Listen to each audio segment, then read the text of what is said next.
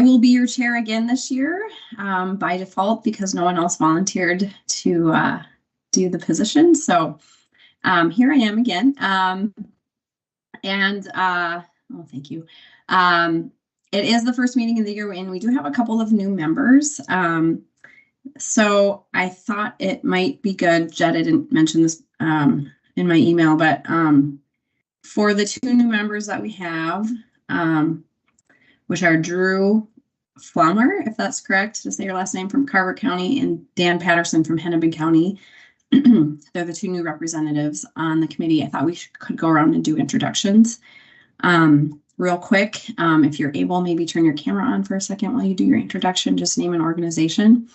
And I'll just call names. I know it's really tricky on Zoom to do introductions in the order they're on my screen and hope not to miss everyone, if that's all right. Sounds good. Okay, thanks, Jed. All right, so first on my list is Anton with the City of St. Paul.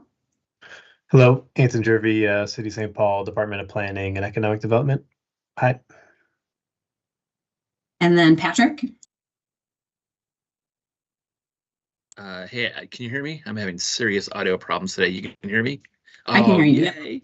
My name is Patrick Boylan. I am in community development here at the Metropolitan Council in local planning assistance, working with communities in Ramsey County, so St. Paul, and then into Dakota County. Lindsay. Good afternoon, Lindsay Brewer, MnDOT Metro District, lead the planning group there, but this will be my last meeting. I'm leaving MnDOT next month, so short timer here. Sorry to hear that, Lindsay, but thank you for your time on the committee. It's been really helpful. Do you, I thought I saw a note from Jed. Do you have somebody replacing you on the committee in the interim? We don't have someone filling my position just yet, maybe in the next month or two. We do have someone who would be my alternate starting next week. Jessica Hyink will be the alternate, so she'll be here for the next couple meetings until my position gets filled. Thanks, Lindsay, and good luck with your new adventures. Thank you. David on staff. Hey, good afternoon. David Burns. I am staff for the Met Council and MTS Planning, Transportation Planner. And not on the committee, but someone we'll hear from later today, Beth. Good afternoon. Beth Kallestad with MnDOT's Office of Sustainability and Public Health. Thanks. And Dan?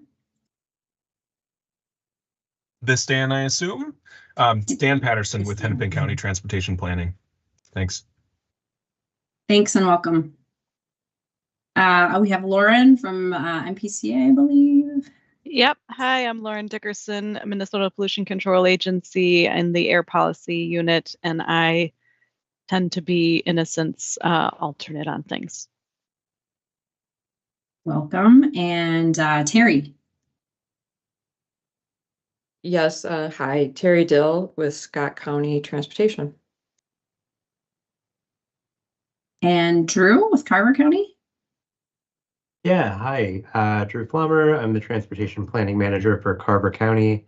I've been here about 6 weeks, but this is my first week living in Minnesota, so happy to be here. Welcome. Can I ask where you moved from? Most recently, DC. Oh, wow. Yeah, thrilled to be here. So you moved away from the snow then? It did turn out that way. Hopefully not for long. Well, welcome. And oh, sorry. And then I have Wendy Duran. Hey, good afternoon. My name is Wendy Duran. I'm with Metropolitan Transportation Services. I'm the Regional Program Manager for Travel Demand Management. And Tony Fischer. Hello, Tony Fischer, Transportation Planner in MTS. Kelsey. Yeah, hey everyone. My name is Kelsey Fote. I'm with the City of Minneapolis Public Works, and I'm the alternate for Kathleen Mayo. Jed. Hi, I'm Jed Hansen, a transportation planner at MTS, and I am the staff for this committee. Yes, very key to this committee. Thank you, Jed. Chris Hartzell. Hi, Chris Hartzell, Engineering Director, City of Woodbury. I've been on the TAC Planning Committee maybe 6 months. Thanks, Chris. And then Charles Howley. Yep, good afternoon. Charlie Howley, Public Works Director, City Engineer for the City of Chanhassen. Thanks. And then we have Robbie King on staff. Hi everyone, my name is Robbie King. I'm a transportation planner at MTS, and I'm the staff contact for TAC funding and programming. Elaine? Elaine Gutsukos. I'm the coordinator with the Transportation Advisory Board. And then I think this is the last on my list, unless I didn't call you. You can speak up, but Brian McCoy. Hi, yep. So I'm Brian. I'm the interim MPO coordinator for MnDOT. I took over for Erica's place. So Welcome. Did I miss anyone who's on the call? You need to click on, there's more names. If you click on more names, more will open up. Okay, maybe this is going to be a longer exercise than I thought. Sorry. I still think it has value. Let's see here. So Brian, okay, thank you, Elaine. So I have Abe Olson on next on my list.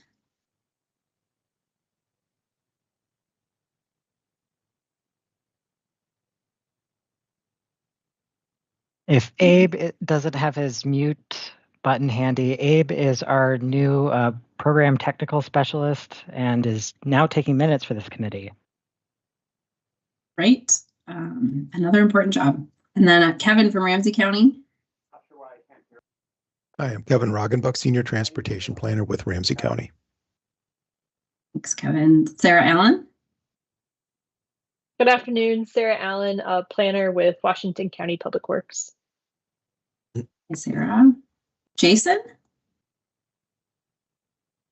Hi, Gina. Jason, Jason's Jason our just sets us up, right? Right. He organizes on our behalf. So I'll step in. Amy Venowitz, I lead the council's transportation planning group. Thanks, Amy. Annika.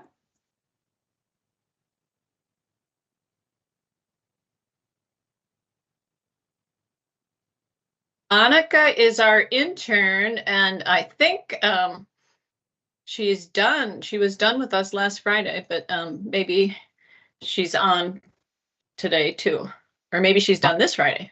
I'm sorry. Monica's last day is this Friday, and Okay. members of this committee may not know, but she did a lot of behind the scenes work to help us when we were the technical working group earlier this year.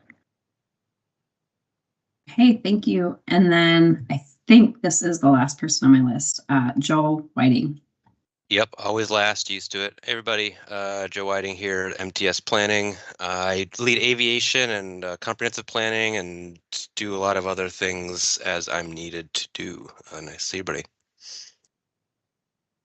Okay, great. Thank you, everyone. Appreciate your patience with the long list. It is a big committee, and we mostly always meet virtually, so it is sometimes hard to get to know who we all are. So thanks for doing that. I think it's helpful.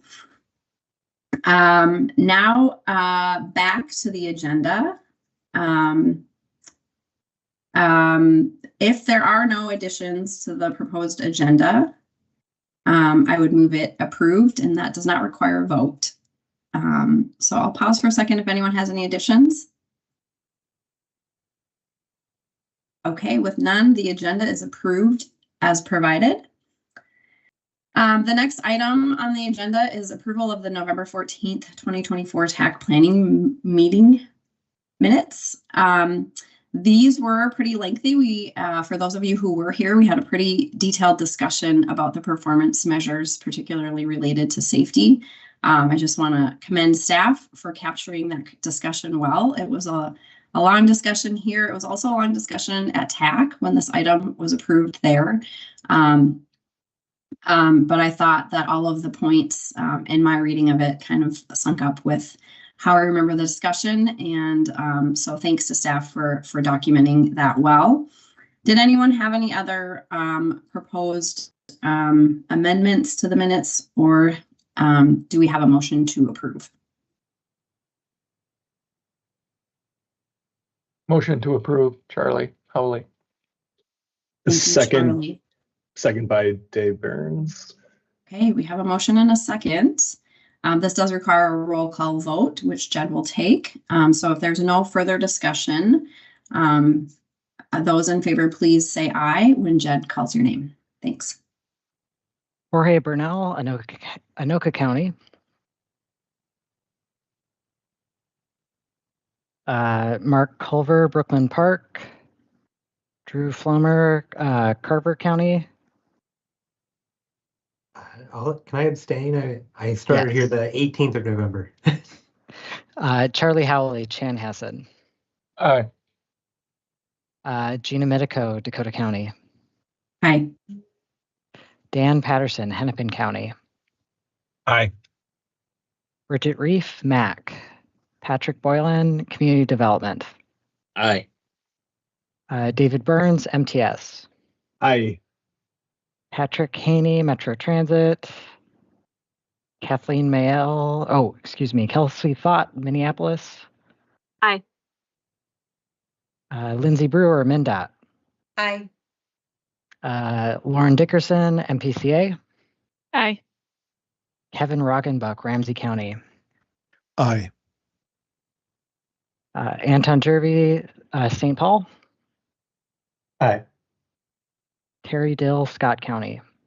Aye. Matt Fighton, Suburban Transit. Elaine Katsukos, Tab Coordinator. Aye. Sarah Allen, Washington County. Aye. Chris Hertzel, Woodbury. Aye. Chair, there were 14 ayes and 1 abstention. Thanks, Chad.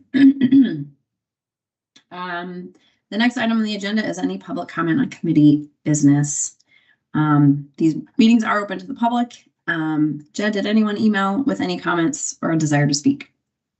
No, we had no signups today. Okay.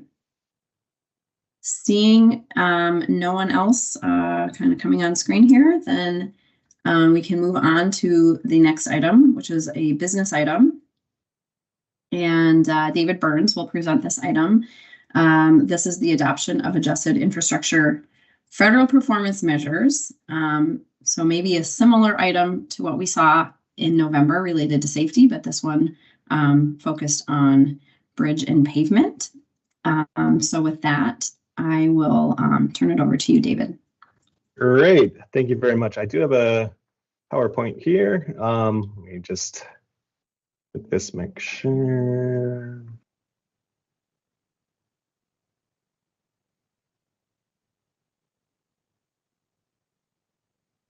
Okay, all right. I am here today to talk about the proposed amended adjustment infrastructure performance measure federal targets.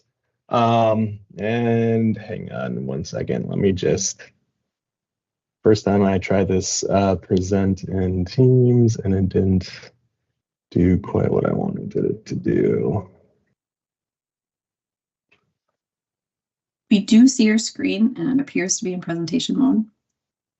Yeah. 1 second here. I'm sorry about this.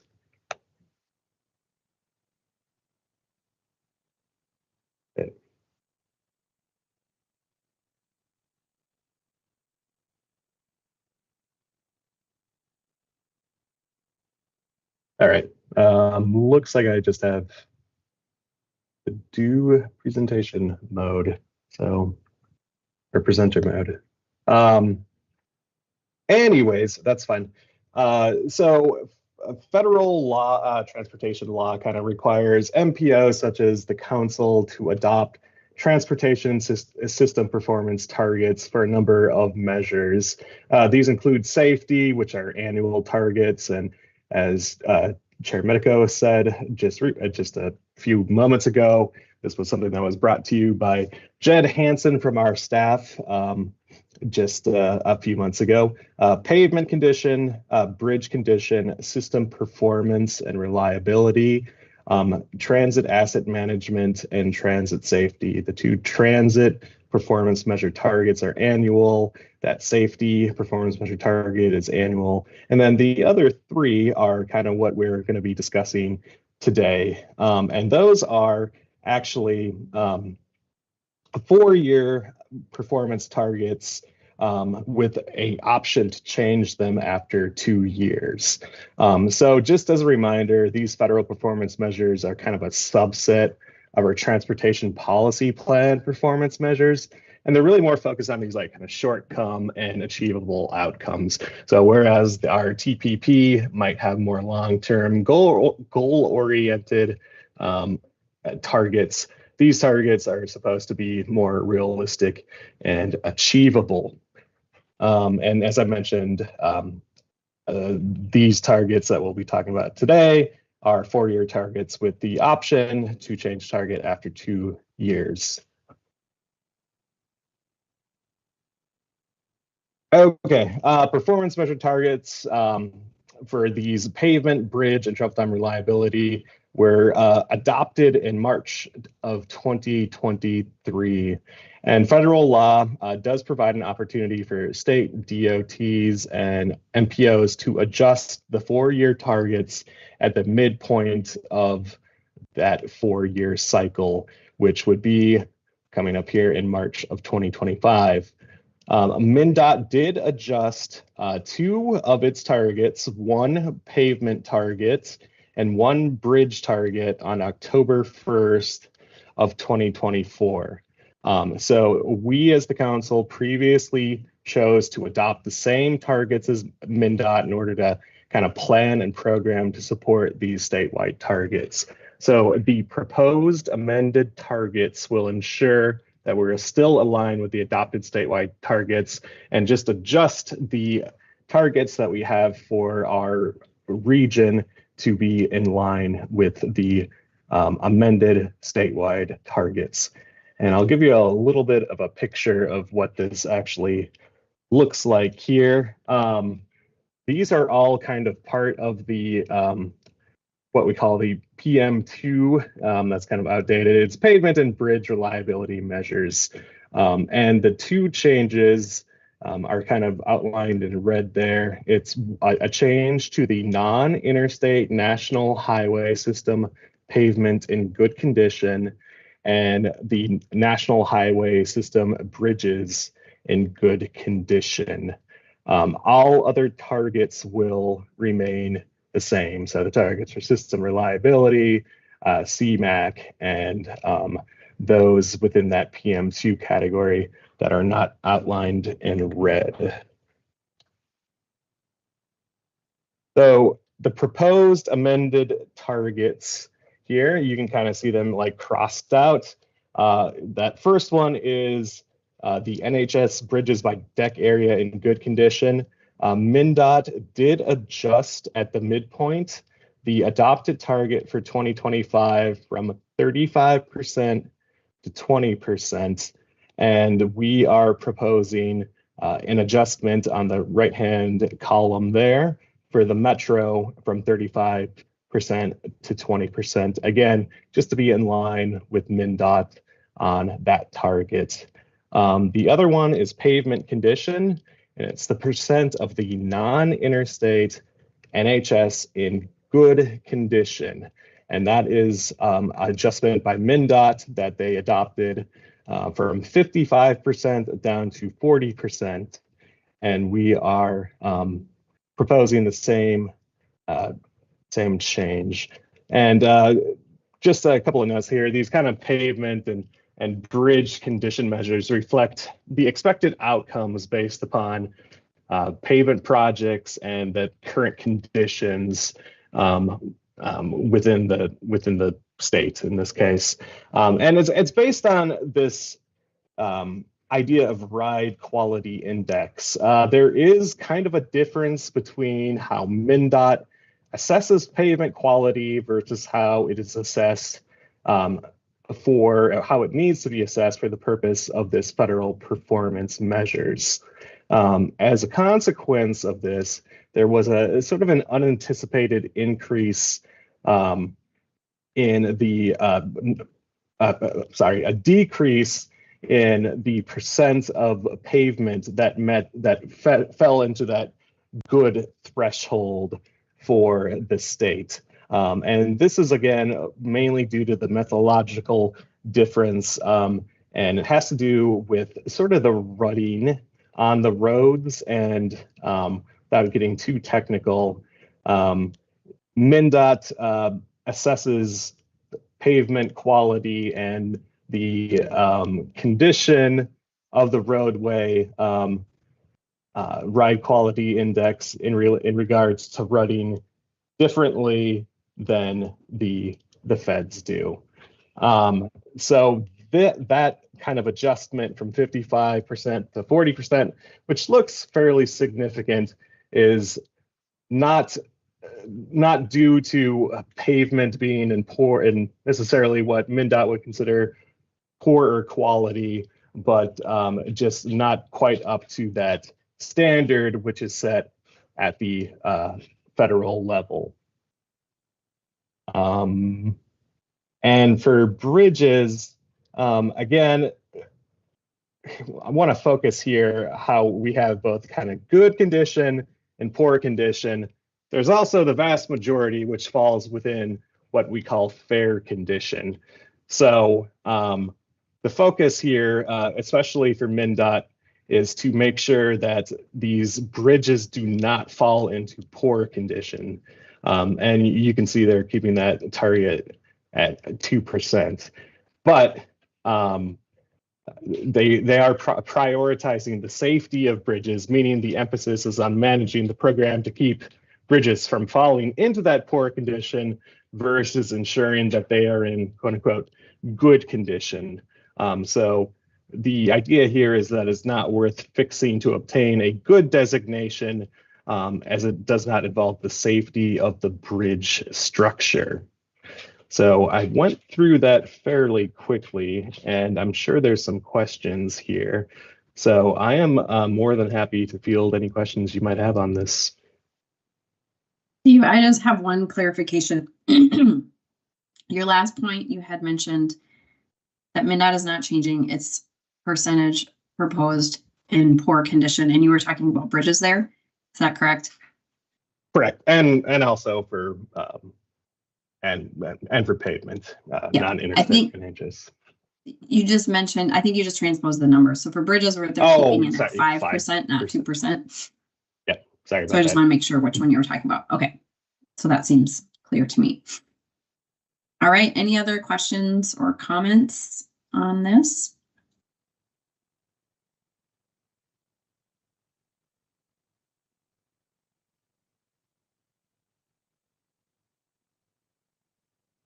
Kevin, go ahead. Hi, thanks, Madam Chair.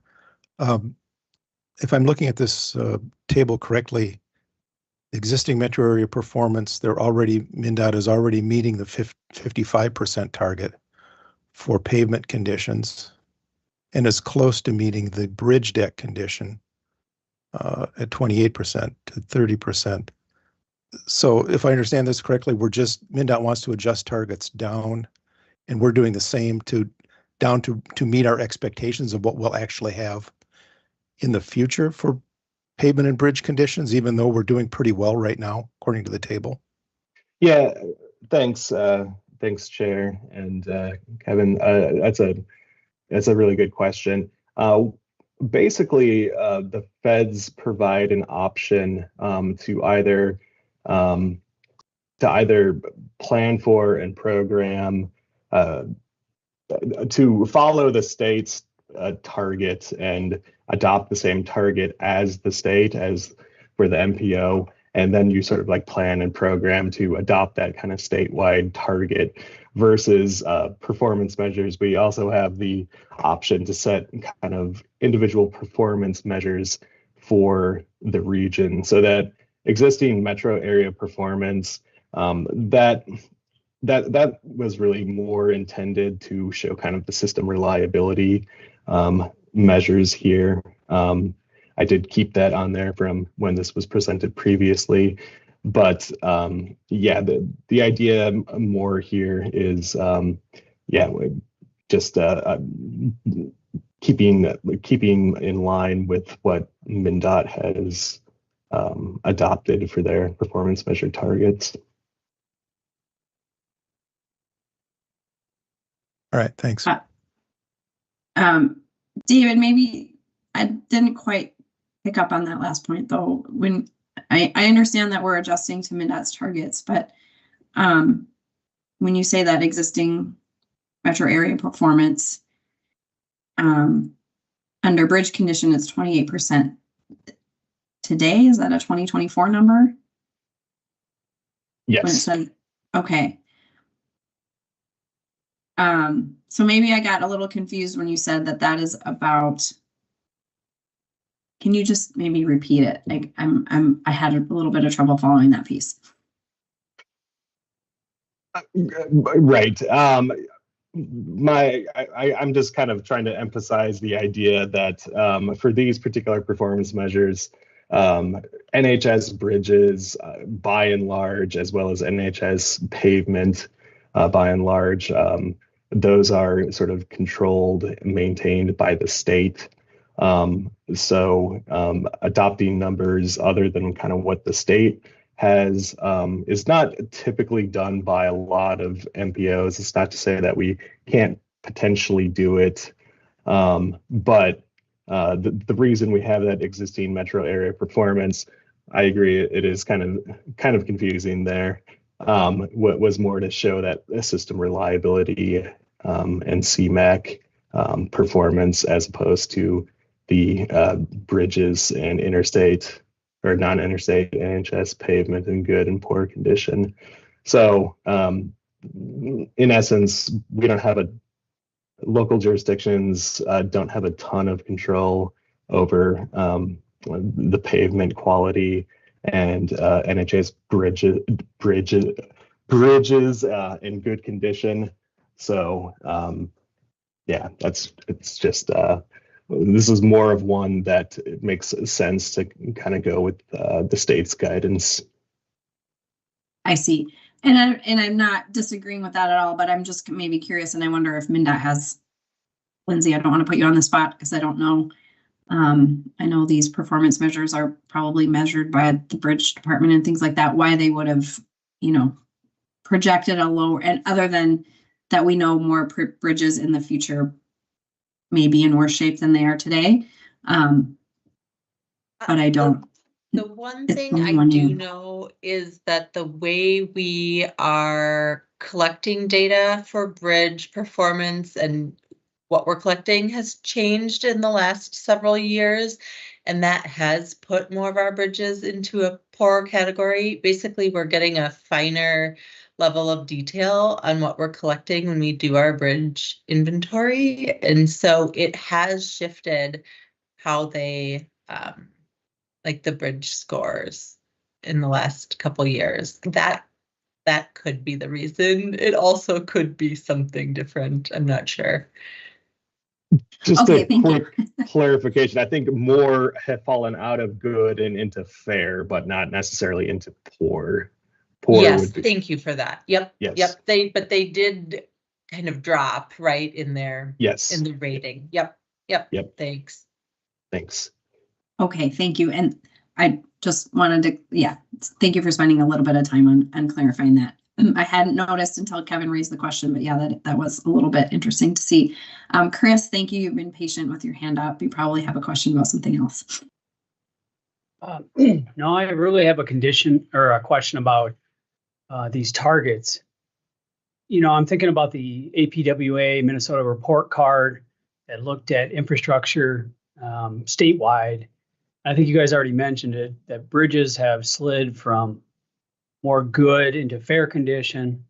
I think if I remember right, it was something like $800 million annual funding gap on transportation needs.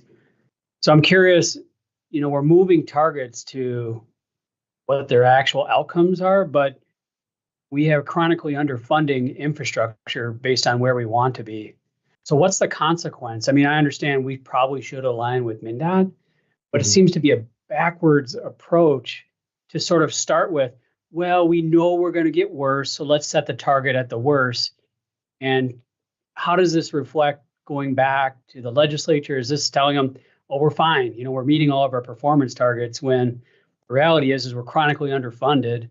And it seems to me that it would be better to show what the real needs are, that we're not meeting performance targets because we're underfunding things.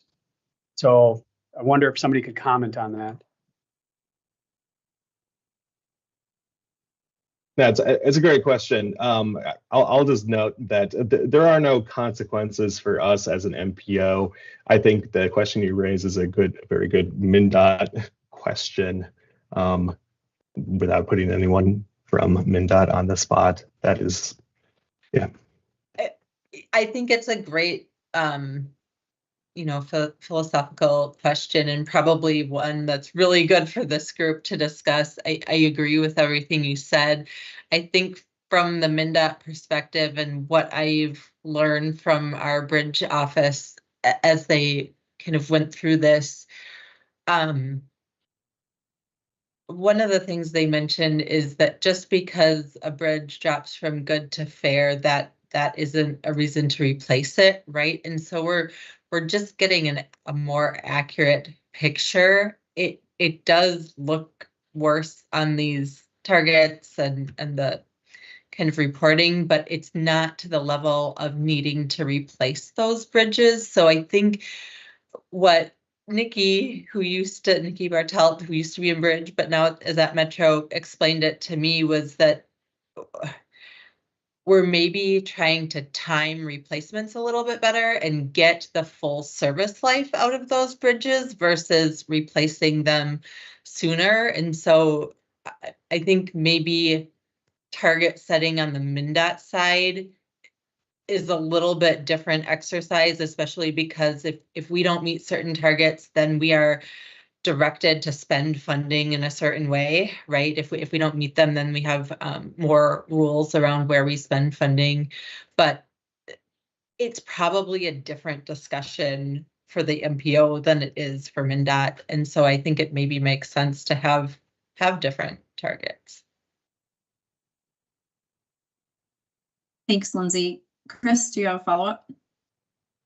Yeah, I mean, just the way you explained it is the MnDOT's targets were set differently because of how it impacts your funding, not because the actual performance targets of where you want to be. It does, to me, feel like we should be setting a goal or a target of where we want to be and starting with the end in mind, rather than forcing our targets to be what might actually happen because of chronic underfunding. And I think this group should weigh in on that.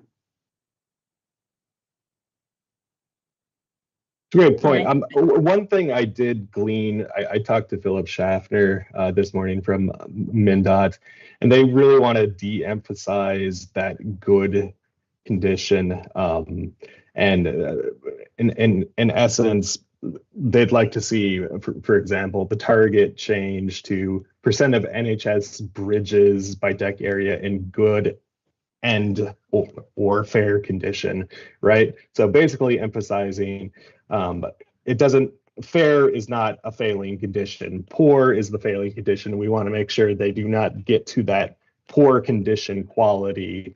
But if they're, if they're structurally sound, there's no reason to necessarily worry about whether they're in good condition versus fair condition.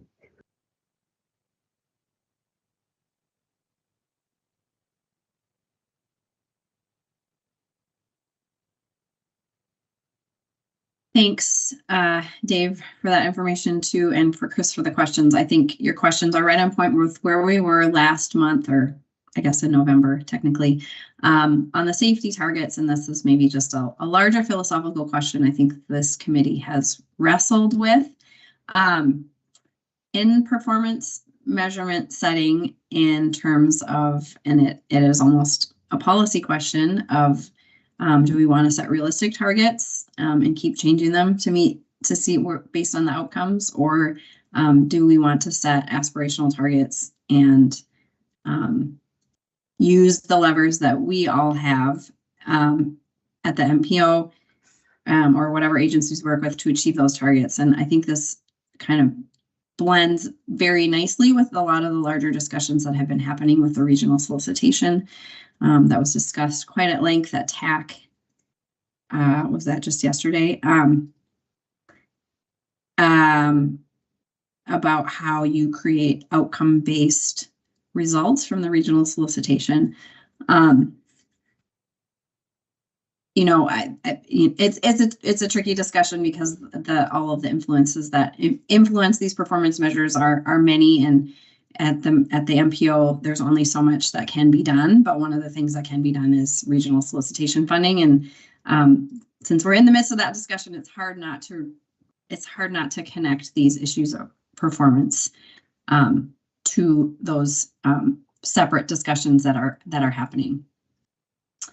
And with that, I will stop rambling and let Lauren make a point. Thank you.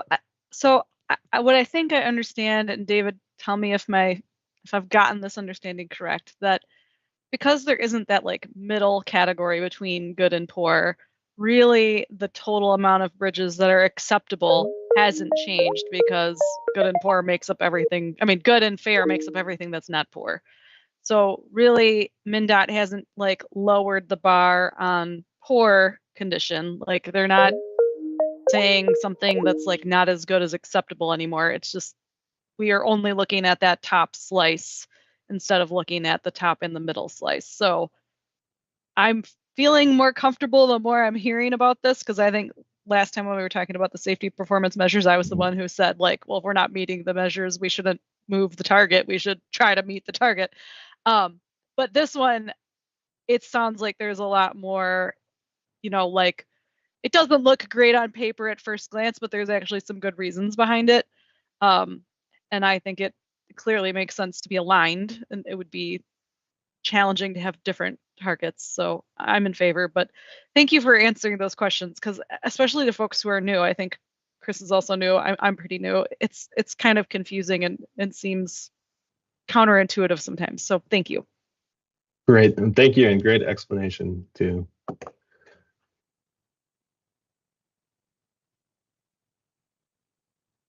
Thanks, Lauren. Anyone else have any thoughts or comments?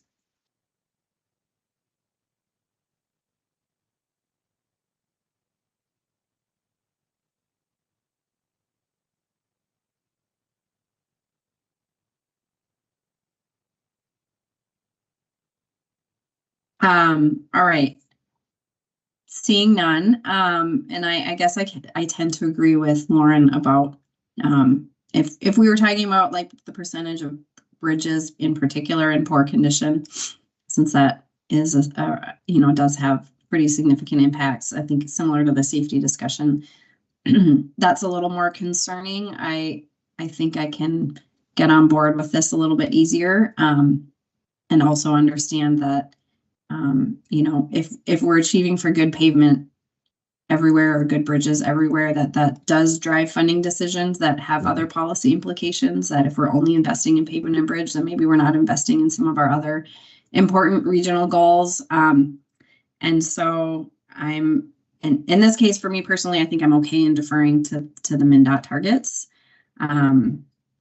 But I think these are helpful discussions, and I'll put it out there to staff. I don't know if there are any more kind of performance-based. It seems like the last couple of meetings, and I know TAC Planning, that is one of the items that comes to us regularly, are these kind of performance measure questions. I don't know if there's if it makes sense to have a future discussion that kind of at some point that does kind of get at the heart of some of these matters, where we're not just sort of reacting to a MnDOT target and deciding whether we want to go along with it or do something else. And I don't know how to structure that into something kind of meaningful that aligns with discussions that TAB is having. Just in my mind currently, just with the regional solicitation discussions being very based on outcomes. And a lot of the discussion at TAC yesterday was, well, if we're going to have an outcome-based selection process for regional projects, and we should know what we want our outcomes to be. And to me, that ties kind of directly back to these performance-based discussions. So without trying to introduce a whole nother topic into this one item, I will be quiet for a minute to see if there's any other questions or discussion, and then see if we're ready for a motion.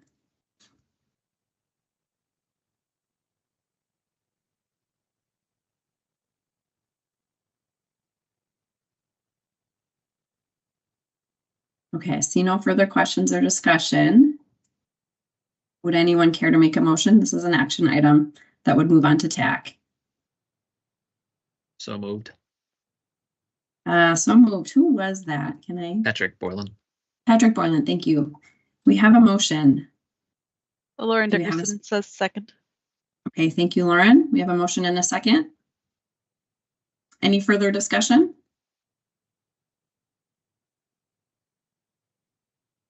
Okay, seeing none, we have a motion and a second. Jed, do you need me to read the motion? No, I think we're good. Okay, sounds good. Thank you.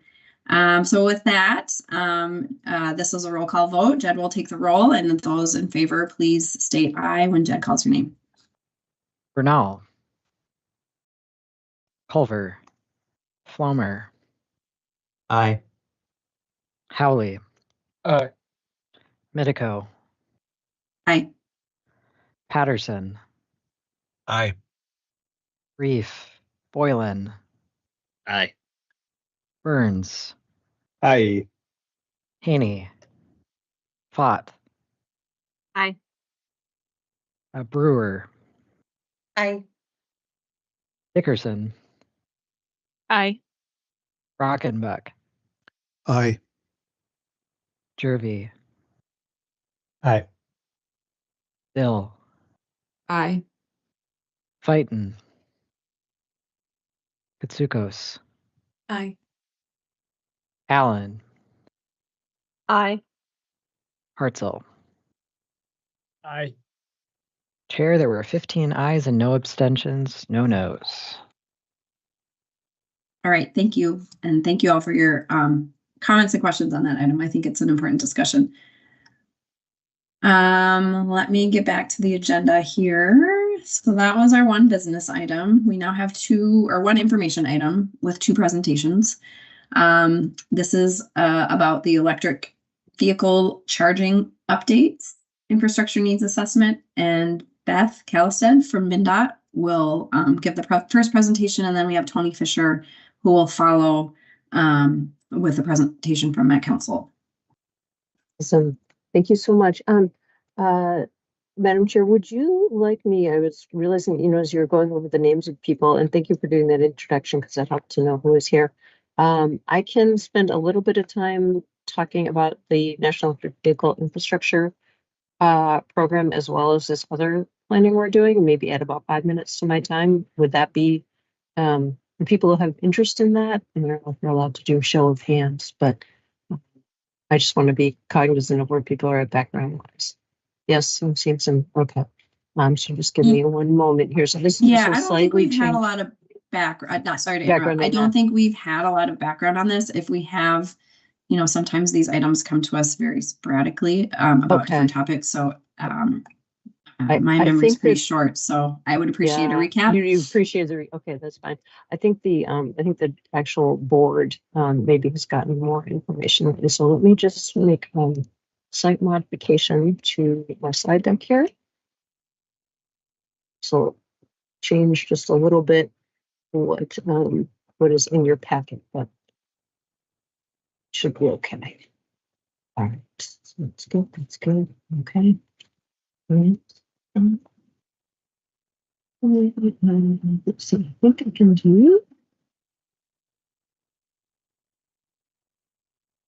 Let's see how this works.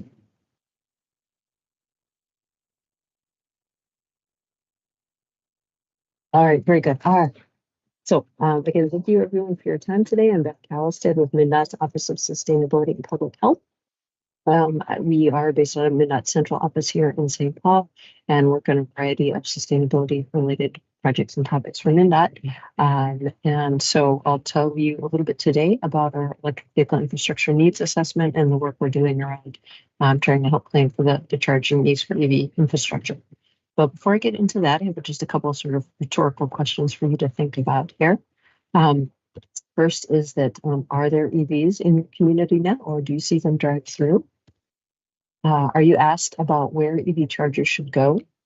And are you planning for EV infrastructure in your community or organization? And I'd say if you've answered yes to any of these questions, or even if you didn't, there are electric vehicles and chargers here in Minnesota and coming to Minnesota. And so it will be part of the work you see in transportation at some point soon. So at the national level, EVs are at around 9.7% of vehicle market share at the end of this past year.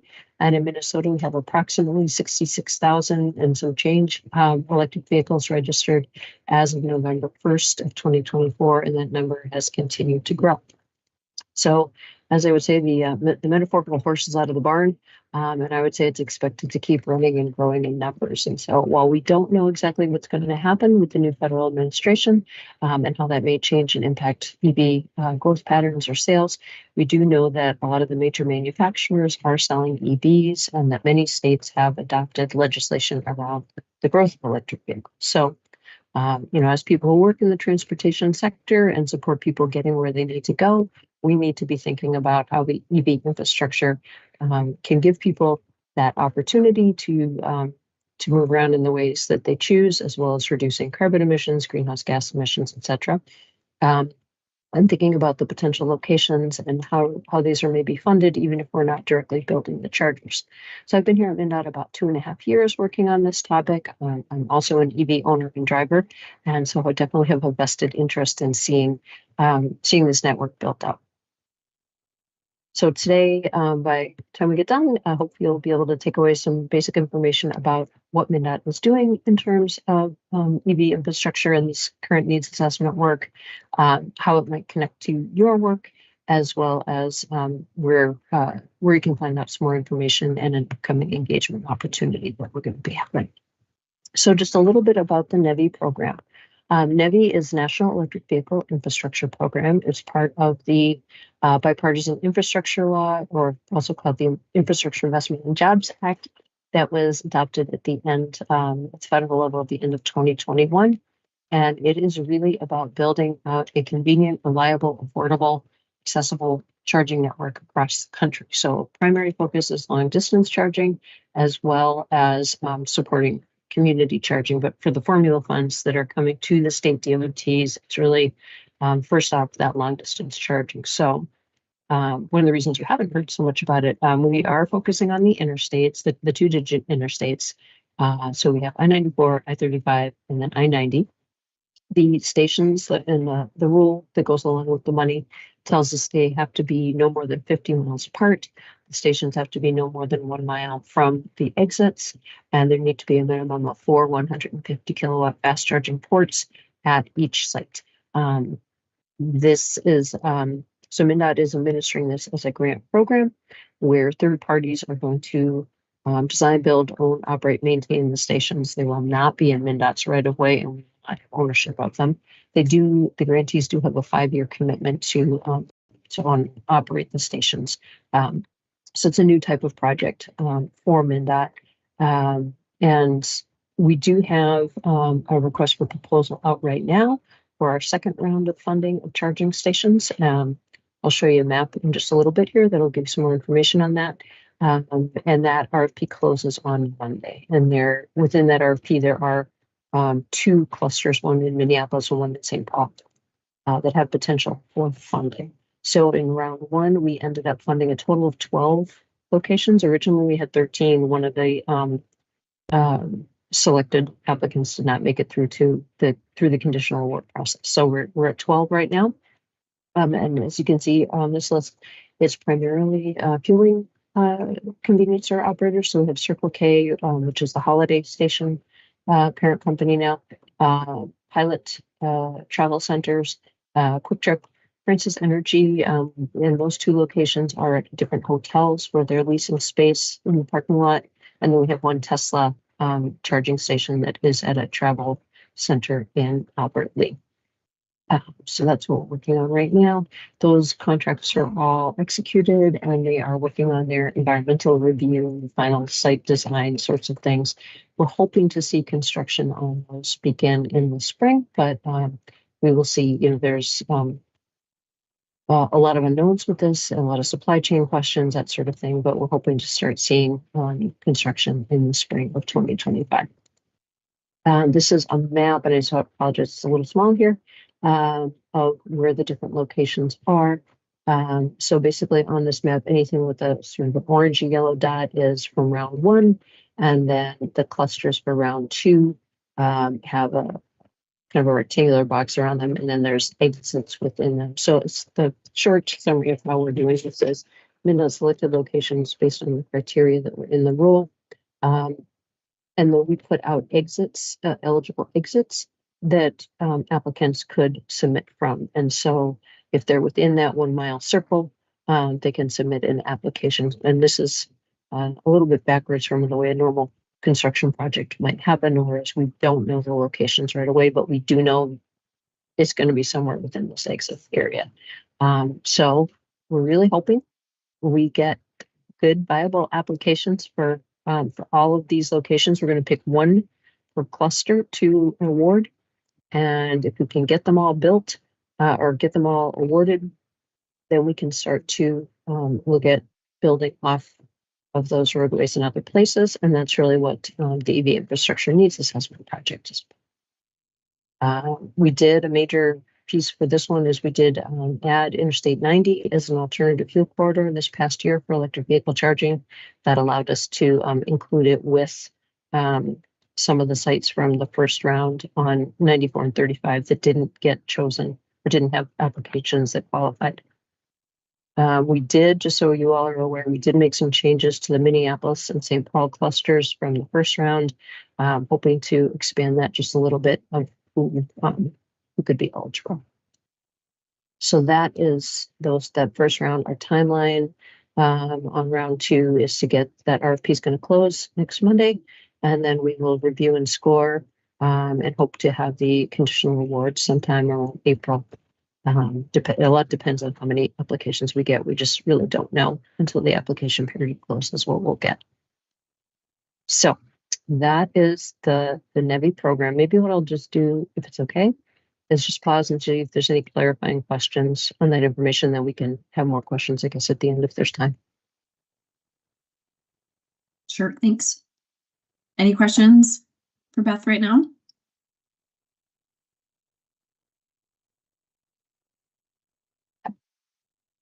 Okay, go ahead. Well, I'll keep going on the next part. So when we started the NEVI Formula Funds program in early 2022, we really didn't have a statewide plan in place that gave the details of EV charging needs and locations. We did have our our pathways to decarbonization report, and we had another report that was sort of a Minnesota, like a how many maybe charging ports do we need, plugs do we need, but it was not really looking at specific corridors or locations. And so we wanted to be able to think about, okay, once we get done building on the alternative fuel corridor, so NEVI tells us we have to build there first with that money, what comes next and what are we going to do? So that's where this EV infrastructure needs assessment project came from. We know that both the statewide multimodal transportation plan and the statewide climate action framework have goals for statewide EV adoption over time. One of those goals, so the 2030 goal, is that there are 20% of vehicles on the road as electric across the state. And so one of the questions we asked around this EVNet project was, well, what sort of charging infrastructure might be needed to support that level of vehicle adoption? There were other kind of questions along, with that, but that was kind of a primary driver to help get this this project going, and just think about the different pieces that are going to be needed for that. So we're working with, just one second. we're working with HDR Consulting right now on that effort. And really what's going to come out of this is an assessment of current electric vehicle and EV charging progress, adoption, existing conditions, sort of a vision of what some EV charging could look like going forward. So we need a better name for it. Right now, we're calling it a standard of service, but it's not really a standard because we're not requiring, but some recommendations around, at this type of location, maybe this type of criteria for stations. I'll talk more about that in just a little bit. And then really, trying to provide a little bit of guidance around these types of locations and cost estimates.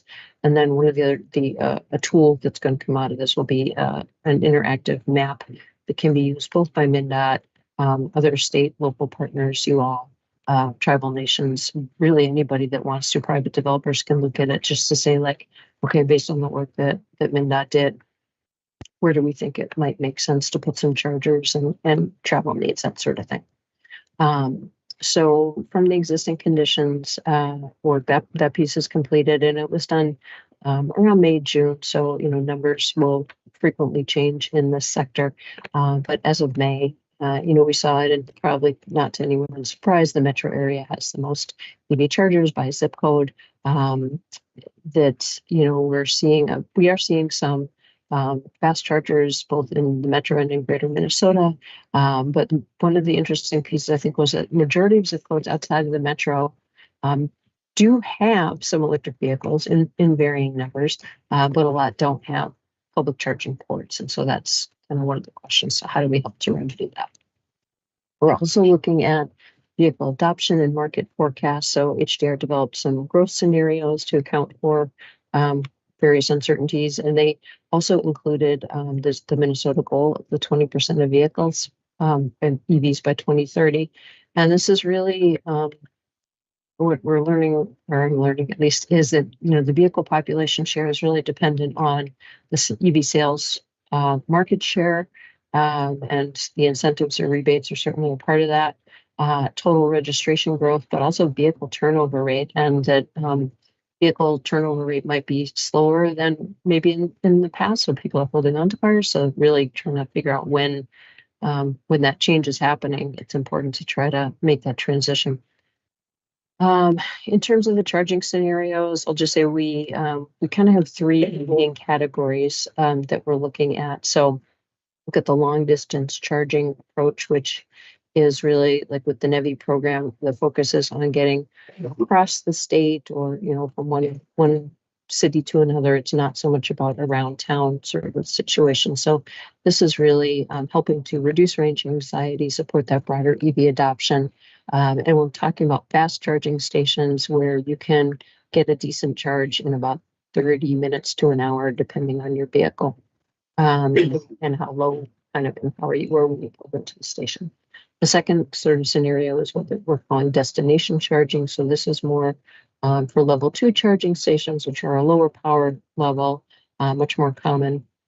And places like, it's a workplace hub sort of thing, retail, recreation, community center, or maybe their own types of EV mobility hubs that are starting to come around.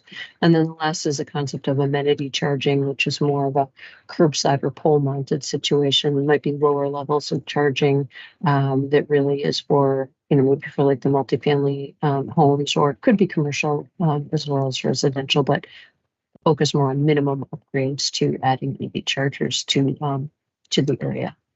So outcomes for this project are a report, basically, of the things we've talked a little bit about, and an online mapping tool or dashboard that will be more about the long distance with the corridor charging locations, and less about community. So the project is getting close to being done. They're working on the mapping tool right now. We're working with a few community-based organizations to do a bit of a deeper dive to try to understand what they know about EVs and charging, and give some feedback on areas of prioritization. And we'll talk a little bit more about the virtual engagement opportunity that's coming in just a little bit. Hoping to wrap the project up by spring with this report and tool. So as you can see, there's a lot that's gone into this project so far. And while it has definitely a direct connection to my work, would want to share a little bit about how it also might connect to yours. So, there are a variety of ways that communities and organizations can fund and manage EV chargers. Besides the NEVI funds, MnDOT also has the carbon reduction program. And I have to apologize, I'm not entirely clear how the CRP funds work for Met Council, but we're giving this presentation across the state, and I should have asked Anna about this. I'm sorry about that. But basically, carbon reduction program funds can be used by our area transportation partnerships around the state, and as well as the MnDOT districts. They're eligible to be used for electric vehicle supply equipment, EVSE, or the EVs themselves. There's also other federal grants. At least at this time, there's the carbon charging fuel and infrastructure program. We have additional funds at the state level with the Minnesota Pollution Control Agency's Volkswagen settlement dollars, and they will be doing another round of charging station grants. They're going to be using our what we're learning from this needs assessment as well. And then, certain private funding options, foundations, and philanthropy, that sort of thing. So different ways that programs can be funded. From your side of things, you may have people, whether it's the municipalities or the counties that are part of Met Council, businesses or private developers that you'll have questions about where should we put chargers, what makes sense. So this could be beneficial for that. I will say, and Tony will be talking more about what you all are doing, but there's definitely a need for a deeper dive within specific communities. So we'll have a little bit of information and some resources and links and such to share in the final report, but it's beyond really the scope of this project to do that deep dive situation for all communities.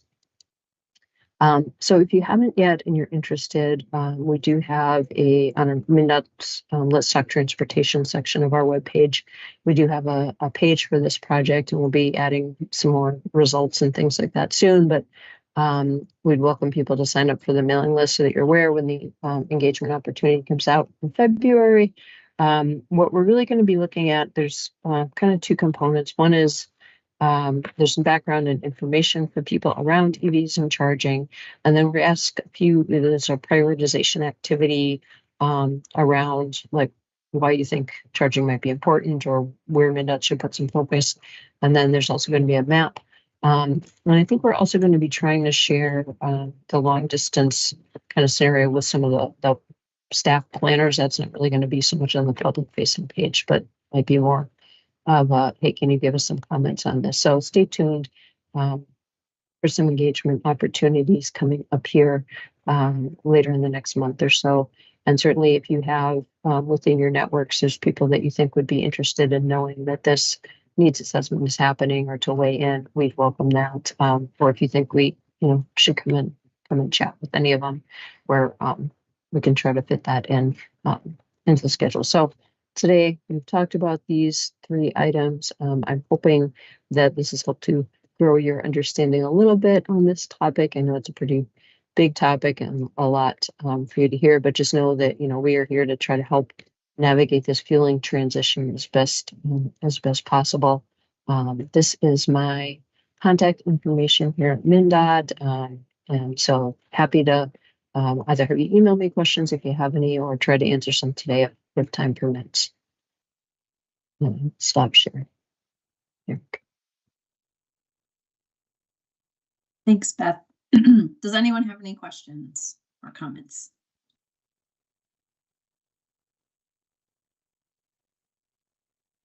We have some applause and a question from Kevin. Thank you, Madam Chair. MnDOT's focus is on, I think, as you said, on the double-digit interstate freeways. Yes. They serve very long-distance trips that don't necessarily begin in Minnesota. Does your research take a look at EV purchasing trends outside of the state of Minnesota?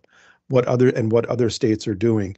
Thinking that putting a lot of chargers along I-94 heading into North Dakota might not do much good if North Dakota doesn't embrace EV charging stations as well. You leave people stranded. They can get out of Minnesota, but they can't get any farther than that. Yeah, Thanks. yeah. great question. Thank you. So the states are in, I would say, varying levels of progress on the NEVI funded work. But they are, to my knowledge, they are all going to be doing EV charging. For North Dakota, I-94 is one of their, one of their alternative fuel corridors. So they will be at least building out that roadway. And I believe they have a north-south roadway that I'm blanking on, but maybe it's 29. Anyhow, so there is some pieces happening. We looked at the larger kind of national adoption. We didn't really break it down specifically by other state, but we do know that we have to have them within 50 miles. The locations have to be within 50 miles of each other. So like we'll expect to see, we're going to have a station in Moorhead. I think that North Dakota will probably have one on their Fargo side, and then from there, I'm not sure what locations they have yet.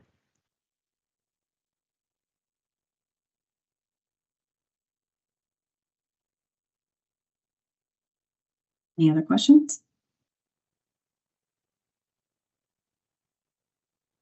Okay. I'll stay tuned while Tony does his piece in case anything else comes up. Sounds good. Thank you for coming, Beth, and providing the information. Tony, are you ready? Ready to go. Jed, were you able to share the screen for me? Yes, just one moment here.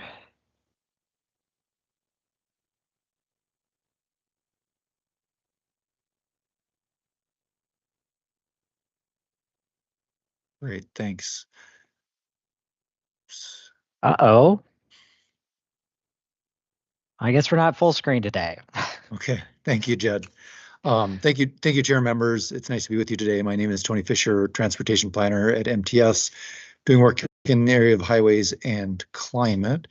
As is often the case, MnDOT's doing great work at the statewide level, but we see the need to do a deeper dive, more detailed work to understand our region better. So this EV charging needs analysis is a parallel effort in some ways.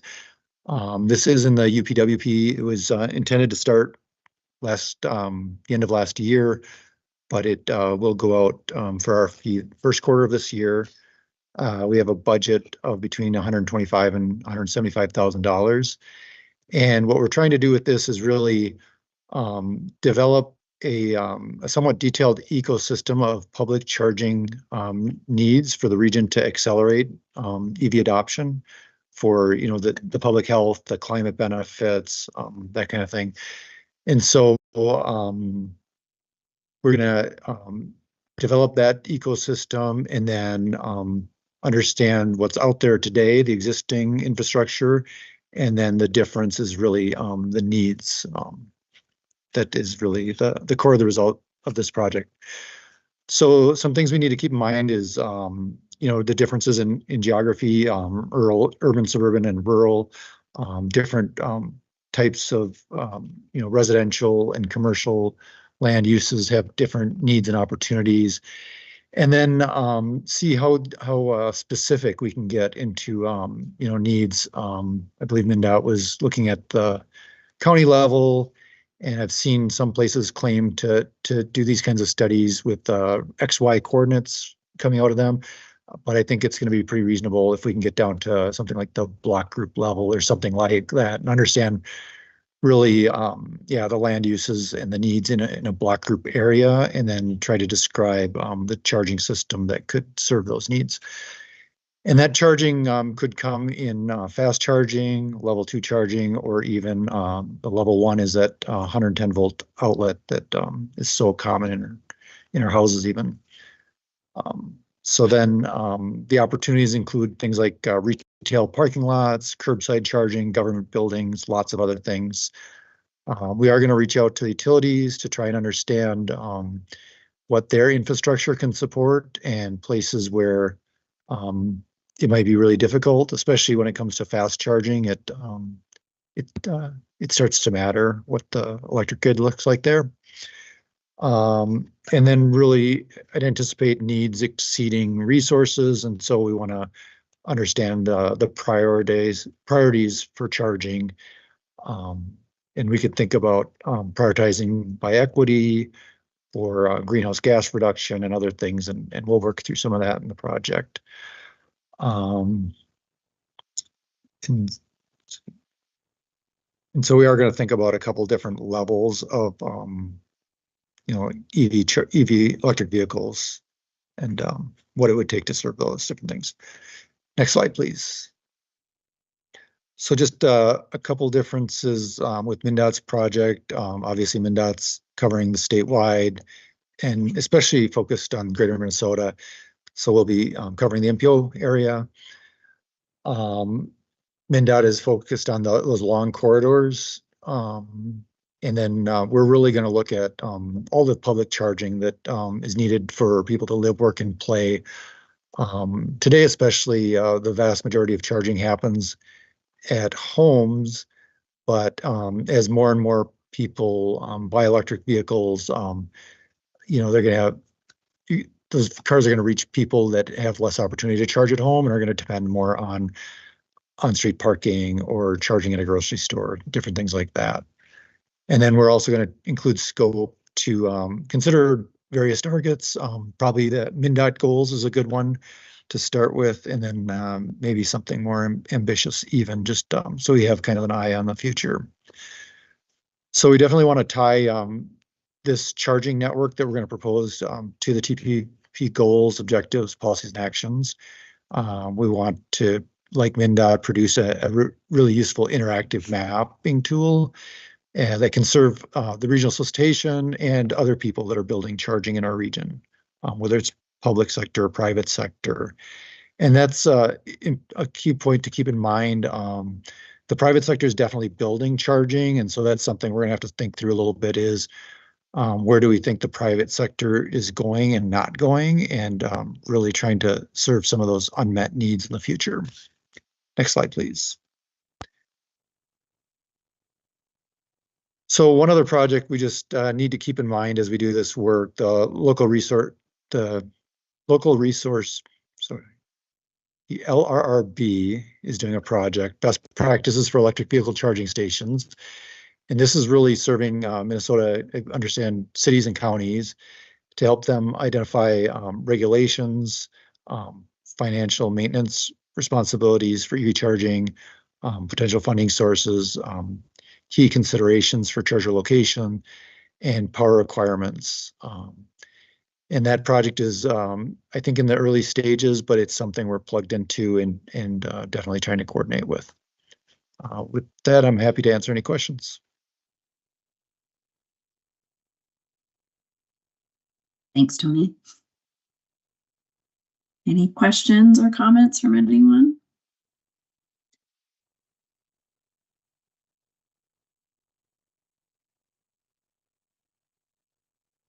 And Tony, when did you say, I know it was in your earlier slides, this has started or it is starting soon, the Met Council effort? We intend to release the RFP this in the next, the first quarter of this year. Okay. And will you be establishing like technical committees of the region, or will it be more? Yeah, this is kind of a specialized area. I would anticipate a small project management team. That could be 3 or 4 people, and then a larger technical advisory committee that might meet quarterly, so we can get some feedback and people can learn about what we're doing.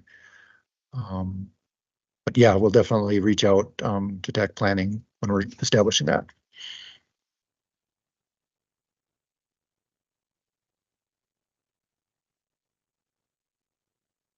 Okay, thanks. I'm not seeing any hands.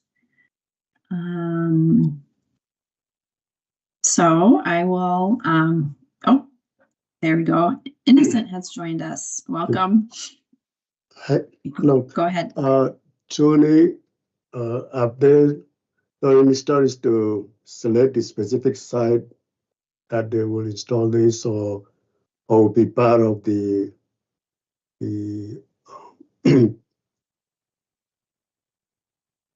of the technical force trying to plan, or do you know if that has been done yet or still in the planning stage? I didn't hear everything you said, but this is definitely a planning study. So it's not intended to pick some specific sites and deal with land ownership type questions. It's more going to be at some kind of small geographic scale, whether it's like a census block group or something like that. Also, just a kind of smaller project. Okay. Thank you.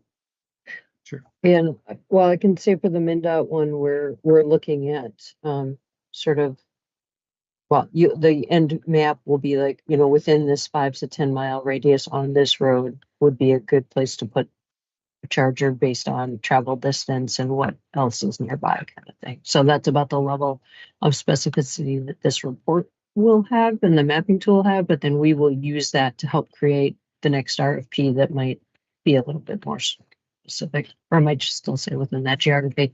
We haven't gotten that far yet. Thank you. Anyone else?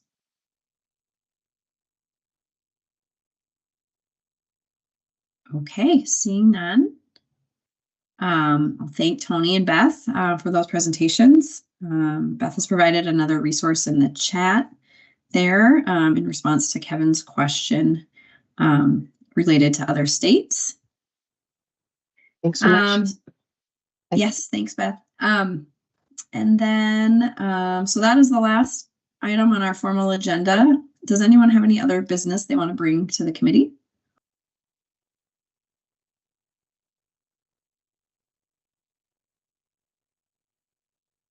All right, seeing none.